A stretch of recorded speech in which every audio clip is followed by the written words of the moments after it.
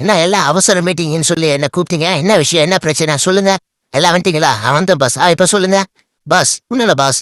நம்மள வச்சு இந்த மாமிசம் சாப்பிடுற மானிட பிறவி எல்லாம் நம்மளை வச்சு விதவிதமா செஞ்சு சாப்பிட்டுங்கிறாங்க பாஸ். ஏன்னு நம்மளை வச்சு chicken 65, chicken biryani, Chettinad chicken, மிளகு சிக்கன் வறுவல், சிக்கன் தந்தூரி, அப்புறம் நெல்லூர் சிக்கனு, சிக்கன் குழம்பு, சில்லி சிக்கனு, நெய் சிக்கனு, மானாவரி நம்மளை வச்சு சும்மா பூந்து விளாடுறாங்க பாஸ். ஏன்னா ஆட்டுக்கறி பக்கம் போக மாட்டானுங்க பாஸ். எல்லாம் நம்ம தான் கம்மியாக கிடைக்குன்னு சொல்லிட்டு அடிச்சு நவுத்துறாங்க பாஸ். இப்போ வர கிறிஸ்மஸ் நியூ இயர் வருது, நம்மளை போட்டு போலி போட்டுருவானுங்க.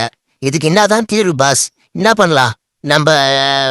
நம்ம சங்கத்துக்கிட்ட சொல்லி நம்ம சிக்கனை கறி ரேட்டுக்கு கறியோட டபுள் மடங்கா ஏத்துனாதான் நம்ம ஏன்னா கொஞ்சமாவது அழிவுலேருந்து காப்பாற்ற முடியும் பாஸ். இதுக்கு நீங்க தான் ஒரு முடிவு பண்ணும் பாஸ்.